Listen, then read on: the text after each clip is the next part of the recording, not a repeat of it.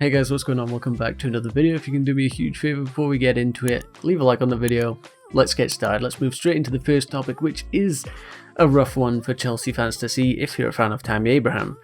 Tammy Abraham agrees terms with Arsenal. Now, this is not in the sense of an official bid. This is more in the sense of him and Arsenal maybe have had discussions behind the scenes on a move over that way. We've heard recently that Arsenal is going to be his preferred destination if he's to move away from Chelsea this year.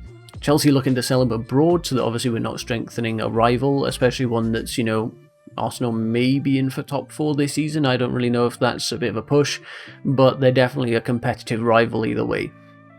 So Tammy Abraham has agreed terms if that move should happen. Now, initially to me, I don't want Tammy going at all, really, but given that we have pretty much signed Lukaku now, we've got Timo Werner, Kai Havertz that can play up front.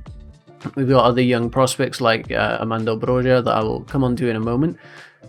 It's sad to see that Tammy Abraham's going, but I absolutely cannot have him going to Arsenal, because if he goes there, they give him the starting position and he's consistently playing, he will score goals and he will elevate Arsenal up in that league table. So for me, this is not one that I can go for.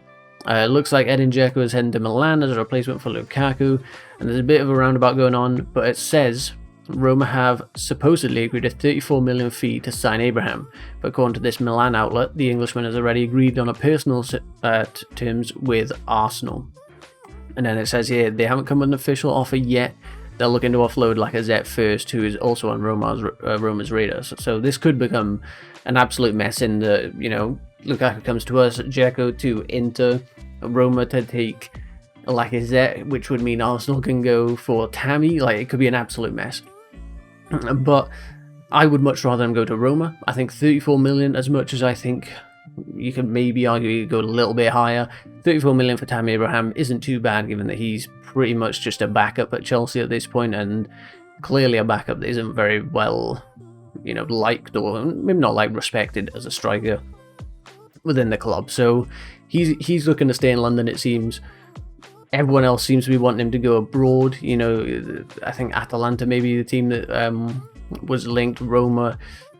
I would really rather him go that way, but we can't force this. It's his life at the end of the day, so we'll see what comes of it. I'll keep you guys up to date, but let's hope it's not Arsenal.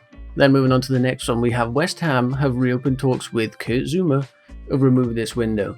Now, this one, I'd rather keep Kurt Zouma because I see great qualities in Zouma. He's not exactly young, but he's younger than some of our centre-backs.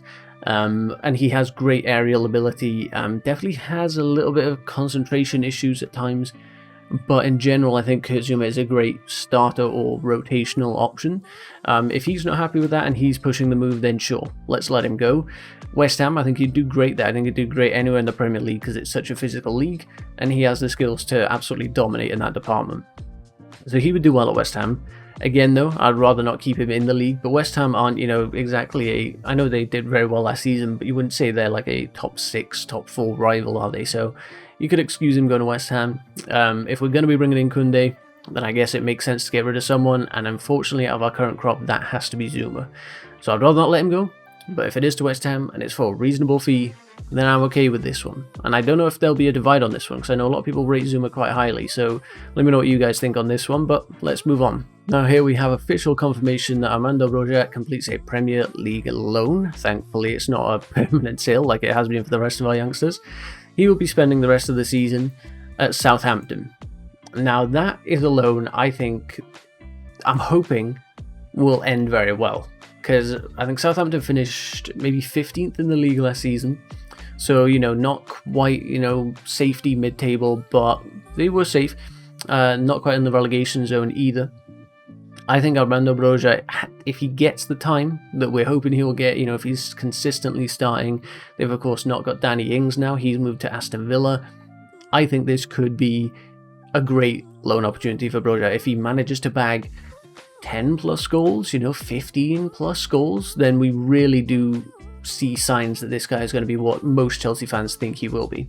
I personally think he's going to be a great prospect. I'm very excited for his future. We've got him and Jude Soonsup-Bell as potential strikers for the next couple of decades if we can get them firing and they develop well. So this is a loan I'm all for. I wish him all the best for the rest of this season. Best of luck to him. We'll see what happens, but I'm hoping 10, 15, maybe 20 goals. That'd be an insane season. I'd be very happy with that. Now on to the next one. We have these two publications that reported that Ilaix Moriba, I'm not even sure that's how you pronounce it, Ilaix maybe. Me and pronunciations never go hand in hand. But he's a Barcelona Wonderkid. His head has been turned by an offer from Chelsea, and he is now waiting to come to Stamford Bridge, either this year or on a free transfer next summer. Now, as I mentioned, he is a Barcelona Wonderkid. So obviously Barcelona need to raise money at the moment, and they need to get their wage bill cut down, and they're in serious financial issues. So this opens up the door for clubs like Chelsea that have the money to go in and say, you know, we'll take him, and they're going to go, okay, 60 million, and we'll go, but you need the cash, right? Like really badly, otherwise you're not going to be able to register any new signings. We'll take him for 20. And that's going to be an awful bargaining position for Barcelona, but they don't really have all that much choice. Otherwise, all these players are just going to end up leaving on a free. And now that Messi has left Barcelona, I get that they're still an established club and they're still going to be a big club. But at the moment, the financial troubles, Messi leaving, the performances year on year, they are not what they were. And we could be seeing these players looking to leave. So let's take a little bit of a deep dive into him. So he's currently in the Barcelona B squad. He's valued at about £22.5 million at 18 years old. So that is a lot of money for an 18-year-old. He's a bit over 6 foot. I'm not sure if that's 6'1", 6'2". And he is a central midfielder, and apparently is said to be one of their better players. Now, I know this absolutely isn't a way to judge players, but I've heard a lot about him, or I've seen a lot about him through playing Football Manager, and I know people hate hearing that because they think you judge players based on Football Manager. Absolutely not the case, but I do play Football Manager, and he is an absolute wonderkid on it. I've heard through media outlets that he is a wonderkid. Haven't got much data on him. If you take a look here, you don't really see many like sort of game appearances and all that. So there's not too much to go on. But from what we hear, he is apparently very good. We do have some characteristics on him, given that he's 18 and he hasn't played very many professional games at a high level. These aren't going to be incredibly accurate. But let's take a look at his weaknesses. He's not very good at concentrating and tackling. Very strong in dribbling and blocking the ball, strong in key passes and passing. In style plays, he gets fouled often, plays short passes, layoffs, dribbles, does not dive into tackles, and commits fouls. So, as I said, really not much to go off. We have no data to display for his current participation. So, as I mentioned, very difficult to judge this one. But if you know about him, if you know the name, you'll know that he is supposedly a wonderkid. That is going to be something big, and Chelsea have apparently been in sort of conversations with him. He's either looking to come this year or next year, and as I mentioned, Chelsea can take advantage of the financial situation at Barca.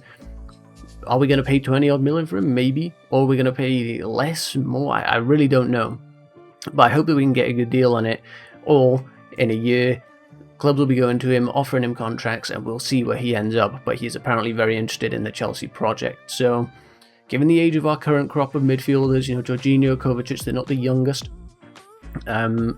It would make sense to get a young central midfielder in, and that is certainly what this guy is. And if he is going to end up being what everyone thinks he'll be, he is going to be an absolute star. So I didn't even mention Kante in the crop of midfielders, and he's definitely one of the older ones. So, you know what, we could use this guy.